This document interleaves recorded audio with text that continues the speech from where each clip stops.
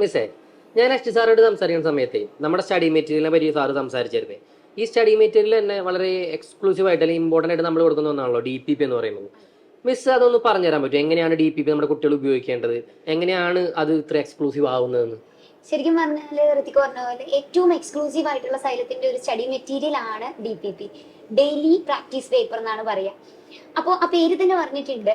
നമ്മളൊരു ദിവസം ഒരു കുട്ടി ക്ലാസ്സിലേക്ക് വരുന്നു, അപ്പൊ നമ്മളൊരു സ്റ്റഡി മെറ്റീരിയൽ ഫുൾ ആയിട്ട് കൊടുത്തു. ഇപ്പൊ NCERT ഒക്കെ +1 +2 കുട്ടികളുടെ ഉണ്ട്, അതാണ് ശരിക്കും ബൈബിൾ നമ്മൾ പറയാം. പക്ഷെ എന്താ കുട്ടികൾക്ക് പ്രശ്നം? ഇന്ന് പഠിപ്പിക്കുന്ന എത്ര വരെയാണെന്ന് വായിക്കണം എന്നൊരു ക്ലിയർ ഐഡിയ ഇല്ല, അതിൽ ഇമ്പോർട്ടന്റ് പോയിന്റ്സ് ഏതാണെന്ന് അറിയില്ല. അങ്ങനെ ഭയങ്കര വാഷ്ഡ് ഔട്ട് ആയിട്ടായിരിക്കും ടെക്സ്റ്റുകളിൽ കൊടുത്തിരിക്കുക. എന്നാൽ നേരെ തിരിച്ച് ഒരു കുട്ടി ഇന്ന് ക്ലാസ്സിൽ വന്ന് പഠിക്കാനിരിക്കുമ്പോൾ ആ കുട്ടി ഇന്ന് പഠിക്കാനുള്ള ടോപ്പിക്കുകൾ കൃത്യമായി കൊടുത്തിരിക്കുന്ന ഒരു ബുക്കാണ് ഡെയിലി പ്രാക്ടീസ് പേപ്പർ എന്ന് പറയാം. ഡെയിലി ഉള്ള ഓരോ ടോപ്പിക്കുകളുടെയും റിലേറ്റഡ് ആയിട്ടുള്ള ഡീറ്റെയിൽസ് കൊടുത്തിരിക്കുക. അവിടെ ആ ടോപ്പിക്കിന്റെ ഫുൾ കാര്യങ്ങളും അതിനോടൊപ്പം അതിലെ ഹൈലൈറ്റ്സും ഒക്കെ പോയിന്റ് ടു പോയിന്റ് ആയിട്ട് കൊടുക്കും. സോ ദാറ്റ് കുട്ടികൾക്ക് ഇങ്ങനെ നോട്ട് എഴുതുന്ന സ്വഭാവമുള്ള കുട്ടികളുണ്ട്. എന്നാൽ ചില കുട്ടികൾക്ക് അങ്ങനെ നോട്ട് എഴുതുന്നതും നോട്ട് എങ്ങനെ കീപ്പ് ചെയ്യണമെന്ന് അറിയില്ല. അവർക്ക് വരെ ഇത് ഉപയോഗിച്ച് കഴിഞ്ഞാൽ ഈസി ആയിട്ട് ആ ദിവസം പഠിക്കാം. ഇനി അത് ഏറ്റവും വലിയ ഹൈലൈറ്റ് അതിൽ ക്വസ്റ്റ്യൻസ് കൊടുത്തിരിക്കുന്ന ഒരു പാറ്റേൺ ആണ്. ഇതിന് പുറമെ കുട്ടികൾ നമുക്കറിയാം ക്ലാസ്സിൽ ഇരുന്ന് ഒരു 20 ക്വസ്റ്റ്യൻസോളം പ്രാക്ടീസ് ചെയ്യും. ഈ പ്രാക്ടീസ് ചെയ്യുന്ന ക്വസ്റ്റ്യൻസും കൃത്യമായിട്ട് എന്ത് ചെയ്തിരിക്കും, DPPയിൽ കൊടുത്തിരിക്കും. ആൻഡ് അവിടെ ഇരുന്ന് തന്നെ ഒരു വർക്ക് സ്പേസ് ഉണ്ട്, കുട്ടികൾക്ക് അതിൽ ആൻസേഴ്സ് ചെയ്ത് അവിടെ കീപ്പ് ചെയ്യാം. ആൻഡ് അവർക്കുള്ള ഹോംവർക്ക് ക്വസ്റ്റ്യൻസ് എന്ത് ചെയ്തിരിക്കും, ഈ DPP തന്നെ കൊടുക്കും.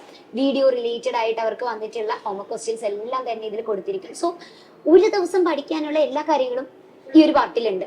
അങ്ങനെ നമ്മൾ ഒരു ഫുൾ ചാപ്റ്ററിന് വരുമ്പോഴേക്കും ഒരു മൊഡ്യൂൾ പോലെ ആ കുട്ടികൾക്ക് എന്ത് ചെയ്യും, ഒരു ബുക്ക്ലെറ്റ് പോലെ അത് കാണും. ഇതിന്റെ അടുത്തൊരു അഡ്വാൻറ്റേജ് എന്ന് പറഞ്ഞാൽ ഈ ചാപ്റ്റർ ടു ചാപ്റ്റർ നമുക്ക് ഇപ്പൊ ഒരു ടെക്സ്റ്റ് ആണ് തന്നിട്ടുള്ള NCERT, അത് ചാപ്റ്റർ ടു ചാപ്റ്റർ നമുക്ക് ഇത്രയും ചാപ്റ്റർ ഇതൊന്നും ക്യാരി ചെയ്യുന്നതിന് പകരം ഭയങ്കര ഈസി ആയിട്ട് എന്ത് ചെയ്യാൻ പറ്റും, ഒരു ദിവസം അന്നത്തേക്കുള്ള DPP എടുത്തിട്ട് കുട്ടിക്ക് എന്ത് ചെയ്യാൻ പറ്റും, ക്ലാസ്സിന് വരെ ഒരുപാട് ബൾക്കായിട്ട് വെക്കണ്ട.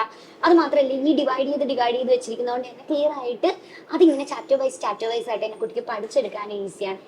ശരിക്കും പറഞ്ഞാൽ നമ്മളുടെ ഒരു എക്സ്ക്ലൂസീവ് സാധനമാണ്, ഒരു ബെസ്റ്റ് മെറ്റീരിയൽ ആണെന്ന് പറയാം. ഒരു കുട്ടിയെ സംബന്ധിച്ച് നോട്ട്സും ക്വസ്റ്റ്യൻസും എല്ലാം അടങ്ങുന്ന ഒരു അടിപൊളി മെറ്റീരിയൽ ആണ്.